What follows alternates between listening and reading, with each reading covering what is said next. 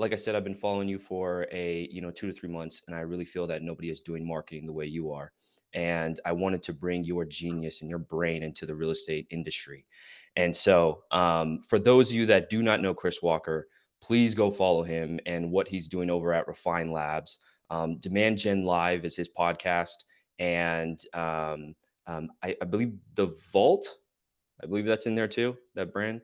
Yeah, the vault is where we house all of our proprietary information and frameworks that companies can adopt. And over time, we are building analytics. So it'll be exciting. Nice, nice. And so, for those of you that do not know him, you need to get to know him. And so, today we're going to be doing a little consultative session, leveraging, well, actually utilizing the real estate brokerage business model. And so, welcome, Chris. Welcome the team at Refine Labs. Glad to have you guys here. Chris, getting right into it. So, I'm going to give you a little of what we are trying to accomplish from a brokerage perspective, and then, like I said, like we can just go into fill in the gaps. Mhm. And so, I was hired on to this brokerage about 2 months ago, and his goal was to increase the amount of real estate agents within his firm. I believe he is at. So I'm not going to get into the complexities of the business model for the sake of time, Just but how do they make money is the only thing that matters. Like, do they 100%. when the real estate agent sells the deal, or like how does it work? Yes, it's all transactional. So think of real estate agents as the salespeople in a corporation, Mhm. and the only way that the broker makes money is if they produce. And so, The only way the agent makes money is if they produce too. There's no salary. 100%, a hundred Yeah. percent, Okay. Perfect. Most 100% people listening commission. to the podcast can get that. Okay, let's keep going. So just from industry data, the average real estate agent stays in a firm between 2 to 3 years. So being conservative, 2 years. And the way his business model is set up, if I would say every real estate agent is worth $3,000 a year. And so I would say 6 grand is the LTV for the real estate agents. Sounds good. And so he basically just tasked me with bringing in more and acquiring more real estate agents to his firm. And let's just, so just for Right the, now, say it again. how many agents right now?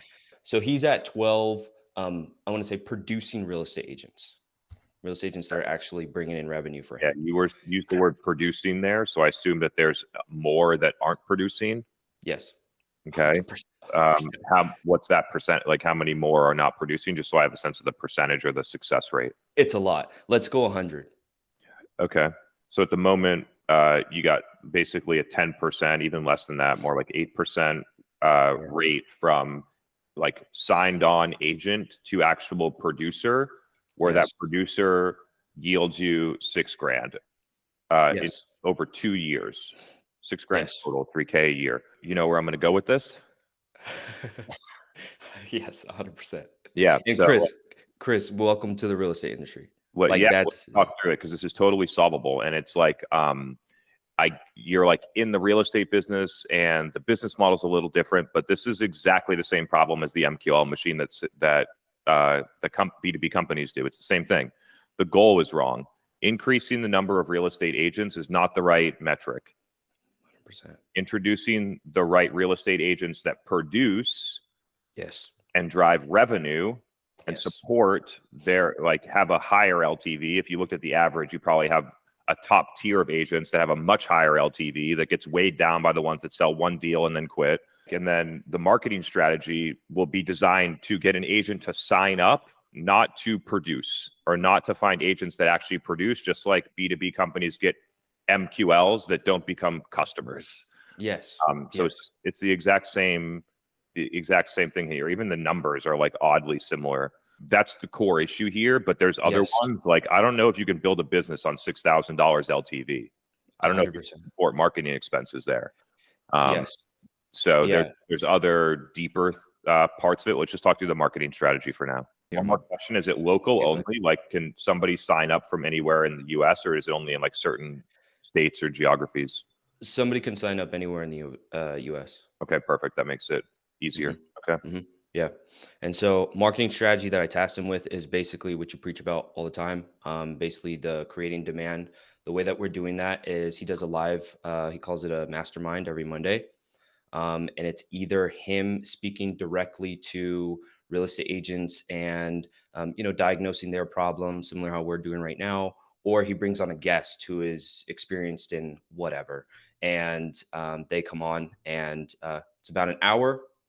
I take that. So what we are currently doing right now, we are. I feel like I'm forever going to be collecting qualitative data from Facebook groups. Chris, I found a Facebook group that has over 200,000 real estate agents in it, and all Amazing. they do, I used yeah, to, all it was earlier in my company, I would sit in, they used to call it Revenue Collective back then. I would sit in that Slack community and just look at what CMOs were talking about and what those people were talking about.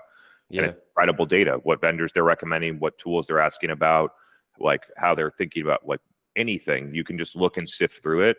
And it's the most valuable thing that you could do as a business professional. And it's incredible how so few people do it. yeah. It's very simple too. It's very simple, It's and because so businesses don't like you're probably in a small business, right? I can sort of tell by the numbers. Like you're in a correct. small business. Hmm. Uh, Small businesses operate on those types of insights, and smart big businesses do too. But Hmm. most big businesses go through a transition where they, at some point, no longer trust the qualitative data that got them to that point, 100 employees to 20 million ARR, and they stop trusting that stuff and they go purely based on the data that they collect and go full quant. Hmm. And they create commodity products because of it a lot of the times. That's why we have Yes. feature parity and convergence, because they stop listening to exactly what their customers are telling them, which is why they built a unique product in the first place. Yes, yes, 100%. And that's where, instead of the well, it's interesting because on the transactional side, because he's and I don't want to like jump around, Yeah. but quick tangent. He basically, the owner, he said, if you could do this marketing side and acquiring the real estate agents for me, through via the marketing strategy that you're going to put in play for me, then he wants to now put me in the transactional side, to where now let's start generating, increasing his transactions he's doing every year, and then going into increasing transactions for the real estate salespeople that he has on his team. And he wants me to develop teams in different metropolitan areas across the country. What is the best producer? There's 12 people that are producing. What does the Mhm. best producer say right now about working there? Why do they still? What does the best producer say about working here? Interesting. So, to be honest, I haven't got that qualitative data Yeah, yet. I would go, and maybe you have two or three, but I would start to look the you have to figure out how to finesse it. But like what you're trying to get to is why are you still here. Mm, Uh, mm, that's what you're trying to actually get to. Um, and because eventually what you want to do is you want to be able to connect the psychographics of the best producing reps, aka for SaaS companies listening, customers, the psychographics of them, mhm. and then be able to then use that to educate prospective customers that also have the same psychographics of your best producing customers or agents Yes. will then grasp on to a similar message. It could be like, it could very well be in real estate. These people want to make the most money possible. Yeah. It's cool. Like whatever it is, let's do it. Right. If that's what they say, like, hey, I can't make more money anywhere else right now. This is the commission structure, or the way that this works, or the deal flow. This is why I'm still here. Then you take that and you tell that story in the masterminds on the podcast. And it's then, if that was the case, all the content would be about how to maximize your income as a real estate agent, which I know is kind of like stereotypical, but it's a stereotype for a reason. So whatever that outcome is, you want to connect that type of stuff, Yes. because it effectively, the real estate agent is your customer. Um, 100%. and so being able to understand the best customers, which is what I recommend in all situations, and then being able to take that back to the net new acquisition strategy and the content strategy, I think is a key thing here. Right. Yeah. Right. Yeah. So I've done so I created a folder within his Google Drive called Insight. And all I've been doing is screenshotting all of the questions that I repetitively see in the Facebook groups, and then also the questions that I see on his competitors' YouTube channels that they're asking their competitors, his competitors. And I just throw that all into the Insight folder. And what was I going to say? Oh, but all of it is around. It's interesting because I'm going to add that, but like all of it is around the struggles of a real estate agent, and I feel like what you're going to is like, well, what is the reason why they're staying there? And it's like, yeah, they may be struggling, having these problems and, root causes to their problems, but then like, how are they winning right now? And how Yeah, is the brokerage contributing to I'll those say this wins? and you'll get it. Like the problems are important, Hmm. but what's very important is that the problems connect to your value proposition. Yes. Right? And Yes. so that's 100%. probably the missing piece here because I don't know the space in brokers, but I imagine that it's relatively commoditized. Like the offer that you have to an agent versus another one is probably not that different, like financially or structurally. And so in those cases, you basically have two options. You try and win on reach and awareness in a commodity space, Mm. or you redevelop the product for the agent in a way that is different and unique. Those are sort of the two strategic choices that you have. Both of them can work clearly. Yes. I tend to want to go and use the insights to build something unique that you can quote unquote like charge a premium for. Yes. It's not really a premium. It's that what you do is different and delivers a much higher ROI than alternatives. And that's why the price is different because you do different stuff. Yes. I like to go in that area because, and it's weird for me because I have like incredible reach, right? If I sold commodity MQL bullshit to everybody, I'd have a 100 million, $50 million company right now, Hmm. selling people what they think they want, not what they actually need. Yeah. And that's just not how I like to play the game. Hmm. So, Yeah. yeah. Yeah, we're doing a combination of both of those. And so because a huge problem in the real estate industry, like obviously with those numbers that I've just gave you, is onboarding real estate agents to productivity. And it takes way too long. And there's lots of things that factor into that, like our buying cycle, like the average, it takes an average buyer like 7 to 10 weeks in order to find a home. And that's just let's call it like the transactional phase. There's way more before that they're Business doing development. to, Yeah. yeah, to empower themselves and make the best decisions possible to buy the potentially most expensive thing that they're going to be purchasing in their life. And so I love that though. And so that's Yeah. perfect. And like trying to figure out how to flex the LTV. I actually can't think of a situation where an agent only produces for the broker $3,000 for the year. That means they sell like a half of a property. I don't even know. I'm Yeah. not doing the math in my head, but the math isn't really mathing for me right now. Like I feel like uh, the rep should be selling more, the agent should be selling Hmm. more, and Hmm. the broker should be making more off of that. And then when Yep. you play with the first year revenue, or if you want to try and make a assumption about LTV, I actually like first year revenue a lot better. I get for SaaS companies, we're in a land and expand play, blah blah blah. But most SaaS companies manufacture an LTV number when first year ARR is real. So Mm. they just assume, oh, the customer is going to expand at 10% and stay for 5 years. And I think that those assumptions get dangerous when you're making the investment now and you're waiting 4 or 5 years to see if your assumption actually plays out. So for you, I think looking at first year ARR is a good way to understand what is a realistic investment to actually go out and get this customer, which will then Yeah. dictate the things that you can and cannot do.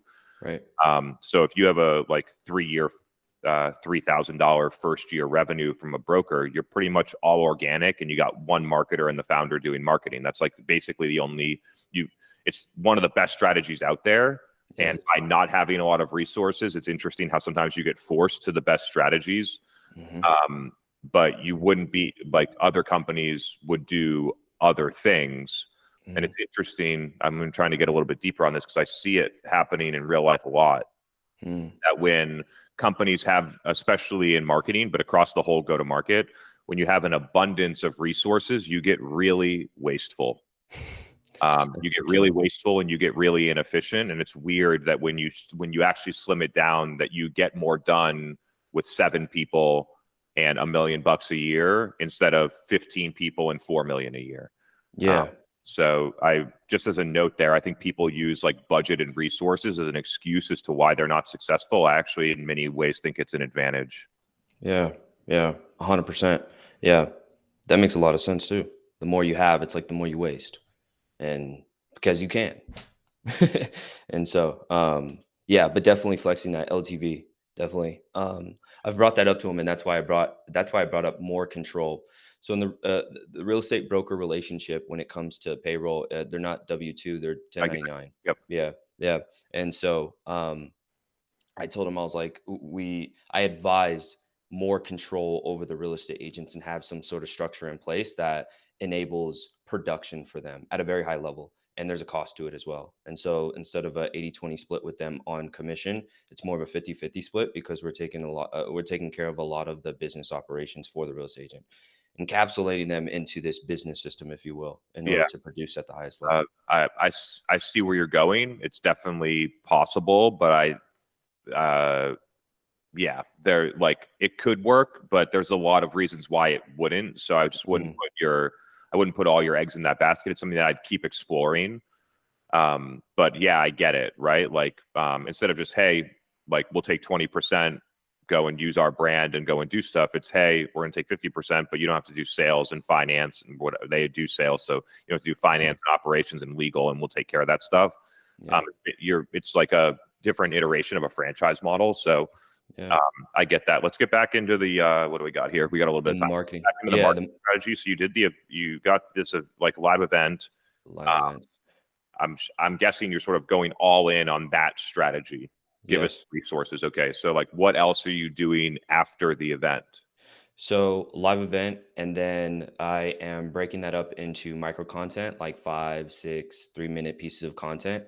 We're distributing that to Facebook and YouTube because I found that 97% of real estate agents are on Facebook, and so I want to just put all my eggs in that basket, and then just having the YouTube there because I look at it as like Facebook is a more of like an engagement atmosphere, if you will, and then YouTube is more of like a search for how tos, and so yeah, we're breaking the content up onto those two platforms. Yep. What format are you publishing in? In the feed, in like reels and shorts? So both feed and reels and shorts. Okay. And it's to Mhm. just like through the company pay, through the company brand. Yes. What's your average like stats look like right now? Like now? So that's the part I was going to ask you about of like how to know if we're doing well or not. The only thing that I'm keeping track of is like the live event attendees and just seeing like What about on those like numbers. a normal fake Facebook post? What does Oh, the data look like? so he gets around like I would say like 12, 15 likes. He gets around, I want to say 3 to 5 comments. He gets 1 or 2 Yeah. shares, and that usually those shares are through his like affiliates. Okay, got it. So I'm gonna make some recommendations on adjusting this. There's not a world where you can't be using TikTok right now. Mm, Does it you have to be. I think right. that a lot of people in like real estate and info products and other spaces like really lean toward YouTube, and therefore they prioritize YouTube shorts instead of TikTok. Like Mm, in my experiments, which have been happening for more than a year now, mm, there's just significantly more upside in how the TikTok algorithm works. mm, And basically, so I use TikTok as the main testing ground. And then the things that perform well on TikTok, I can then repurpose and use on LinkedIn, Instagram Reels. We post pretty frequently on YouTube Shorts, but don't get that much of a lift there. But that it's really optimized for search as YouTube Shorts starts showing up a lot more in Google Prime, like native search. So if you like go, I think I did a search recently where I searched some form of sales velocity in Google, and mhm. the first thing that showed up was my YouTube short video about sales velocity, not like a blog from somebody else. It was actually above it. Mm, And so the dynamics of SEO are changing a lot. I say that mainly for the listeners here. Like I'm posting on YouTube and I'm getting the first position with no domain authority for my company. And so people just need to understand how the dynamics are changing there. But I would go, I would have TikTok be a main player there. mhm, Um, I, if you're gonna continue on Facebook, I think you need to publish Facebook Reels mhm. and use sponsored content to boost the Reels to real estate agents. Yes. So use that like if you're at 12 and 15 likes, it's going to be a long road to Yeah. like really getting it right. So go reels only. I don't know exactly how the Facebook algorithm doesn't work exactly like the TikTok algorithm, but reels can be hot.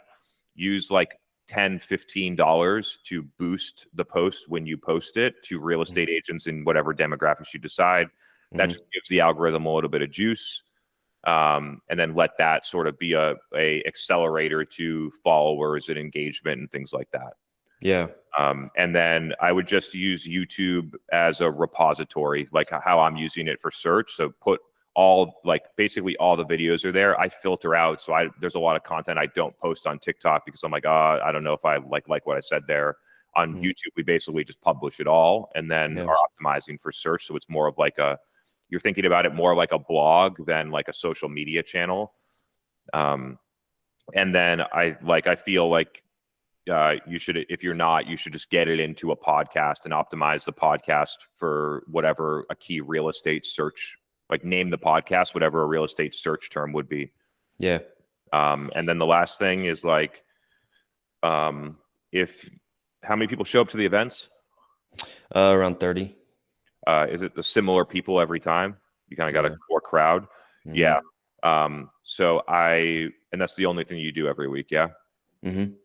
So I would think about adding, like, that layer is working. You have a process for it. You're doing it repeatedly. I would think about adding a second layer. So you keep doing that. You don't change anything about it, but now you're adding a new layer, which could be doing consulting calls like this. It could be doing a once a month event with an expert or your best producer or an outside real estate agent or whatever you decide, but having a secondary like content creation pillar. That'll get you more volume. It'll get you a different angle of how you're like communicating and answering questions. It'll get you a different angle. So I think you're ready for that step. Right. And then some adjustments to the micro content. The way it works, you run the live event, then you post it on the podcast and nobody listens to the podcast. Then you figure out how to get it distributed into social. I just objectively, like, you haven't figured this out yet. When you get distribution into social, then you link the podcast in the comments. The social distribution then drives, like, brick by brick, like one person by one person who clicks on the link and finds the podcast and gives it a chance and likes it. And then you get 20 people to do that. And all of a sudden, the people that like it start sharing it with a couple of their real estate friends. So the way that you get the podcast really rolling is figuring out the social distribution. And then once you figure it out, they work perfectly together. Yeah. Yeah. That makes total sense. Question around like metrics, like what to keep track of. Like, not only I was watching your Hyro YouTube video. And what would be your advice on like metrics to keep track of, to know that content machine we're making improvement on it? And then also, like, obviously bringing in revenue, like attaching those metrics to revenue. Yeah. You basically have like two different like views here. You got like the social engagement, which is giving you the idea of like, where should I keep going on my content strategy? And then you have the business metrics. And when you figure it out, these things will be perfectly aligned. So like over the past 4 months, I'm bringing it over here. The podcast is like really working. I'm working with a bunch of companies. I'm getting so many insights. I'm innovating in what I'm doing. My podcast is crushing. And when it crushes, like, all of the target customers that are perfect to work with us then come directly to us. They're connected. When the content works, the business works. Like, there's a lot of places where there's a disconnect between that, like, because the content actually doesn't like illuminate the problem or for whatever reason. Right. And so you got the business metrics. You don't need to use Hero Pipeline. The business model is different here, but what you should be using is shifting from number of agents to number of producing agents. Yes. And cut out that thing so that when you optimize, you're not counting it as a win until they get to quote unquote producing, whatever that means. That allows you to sort of change how you're like, what you're optimizing for. When you optimize the number of agents, you're going to try and get a fuckload of agents. But if you change that down there, then you'd realize that getting a lot of agents doesn't actually get you to the goal, that there's actually something different there. And then on the social side, I think some of the early signals that you're looking for, you're obviously looking for like some pickup in like reach and engagement with relevant people. So if you're getting only 1 to 3 comments, how do you get 10 comments and have those 10 comments come from real estate agents across the country? How do you get like somebody to see your post and send you a DM and say like, hey, hey, I saw this post. It was really interesting. Do you want to come on our podcast and talk about it? Do you want to come and talk to our agents about it? Do you want to see people validating that what you're saying is interesting and thought provoking so much so that they want to reach out and like talk to you or interview you? Yes. You probably, if you listen to this podcast, you probably have self-reported attribution set up. So you would want to eventually be able to connect that. And I think in your space, it would definitely work. Like if the podcast was working, then the real estate agent that signs up to be an agent would tell you that it worked. Yes. I think in your space specifically, that is a very clean way to connect the social distribution. Like I know the podcast and LinkedIn and TikTok and the things that I do in YouTube work. But what self-reported attribution gives me is the scale in which they're working and what the customer perceives as the most important thing, right? So when I look at that data, I know that LinkedIn and podcasts are the most impactful and the most important to the customers that buy from us. Well, I also get signals that people are seeing my stuff on YouTube, like qualified people, and TikTok. So it gives me the confidence to keep working on those channels, but also staying focused on what are really the most impactful and important things. Yeah. Yeah. That makes so much sense, dude. I know we came up on time. You hit it right at the finish line, man. Yeah, I got to jump to an event, so I'm going to hop off a little bit quickly here. But awesome to help you, man. Keep it up. It's helpful, and keep working. Yeah, appreciate you, Chris. Love what you're doing, man. I'm a always be listening. Just know that, dude. Thanks, dude. Happy to help. Right. You too. Have a good one. Bye, Stephanie.